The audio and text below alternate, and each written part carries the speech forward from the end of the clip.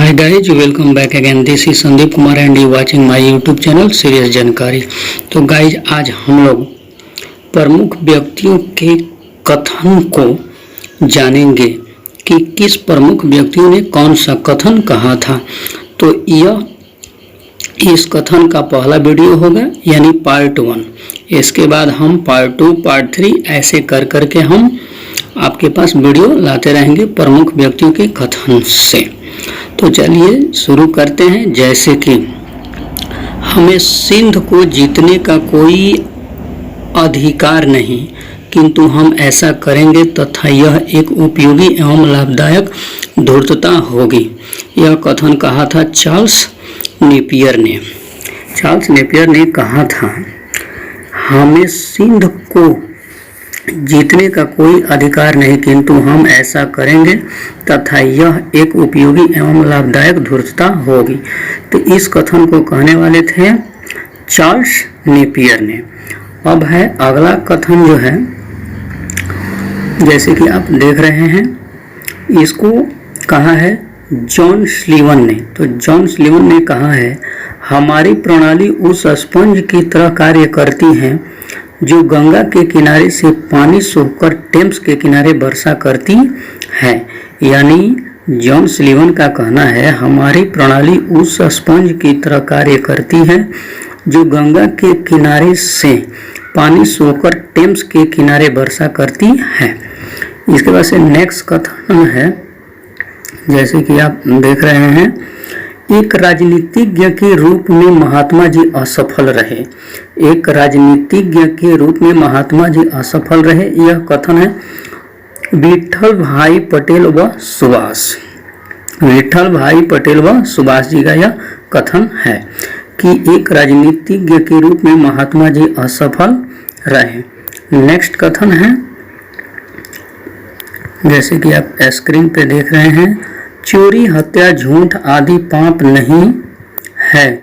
चोरी झूठ हत्या आदि पाप नहीं है और दान जप तप सत्य से कोई पुण्य नहीं मिलता, कर्मों का कोई फल नहीं होता। इस कथन को कहने वाले हैं पूरन कश्यप। यानी पूरन कश्यप जी का कथन यह है कि चोरी हत्या झूठ आदि पाप नहीं है और दान जप तप सत्य से कोई पुण्य नहीं मिलता, कर्मों का कोई फल नहीं होता। इस कथन को कहने वाले हैं पूरन कश्यप। अगला कथन है अब समय की तकाजा है कि आप अपने हाथों में तलवार लेकर अपने सामान्य व्यवहार का प्रबंध करें। इस कथन को कहने वाले हैं जॉर्ज ऑक्सेनडैन ने। जॉर्ज ऑक्सेनडैन ने कहा है अब समय की तकाजा है कि आप अपने हाथों में तलवार लेकर अपने सामान्य व्यापार का प्रबंध करें। इस कथन को कहने वाले हैं जॉर्ज ऑक्सेनडैन ने। अगला कथन है आज हमारे देश को आवश्यकता है लोहे के स्नायुओं तथा इस्पात की नाड़ियों की। यह कथन स्वामी विवेकानंद जी का है। आज हमारे देश को आवश्यकता है लोहे के स्नायुओं तथा इस्पात की नाड़ियों की। स्वामी विवेकानंद। नेक्स्ट कथन है हम सब इस धरती के बेटे हैं। हम सब इस धरती के बेटे हैं, हमें साथ रहना है, मेरी बात मानिए। भारत तब तक आगे नहीं बढ़ सकता जब तक कि हिंदू और मुसलमान एक नहीं हो जाते। यह कथन है जिन्ना का। यह कथन किसका है? जिन्ना का कथन है। हम सब इस धरती के बेटे हैं, हमें साथ रहना है, मेरी बात मानिए। भारत तब तक आगे नहीं बढ़ सकता जब तक कि हिंदू और मुसलमान एक नहीं हो जाते। यह कथन है जिन्ना का। अब नेक्स्ट कथन है अगर पाकिस्तान का अर्थ पंजाब में खालिश मुस्लिम राज्य से है तो ऐसे राज्य से मेरा कोई संबंध नहीं। अगर पाकिस्तान का अर्थ पंजाब में खालिश मुस्लिम राज्य से है तो ऐसे राज्य से मेरा कोई संबंध नहीं। यह कथन है सिकंदर हयात खान का। यह कथन किसका है? सिकंदर हयात खान।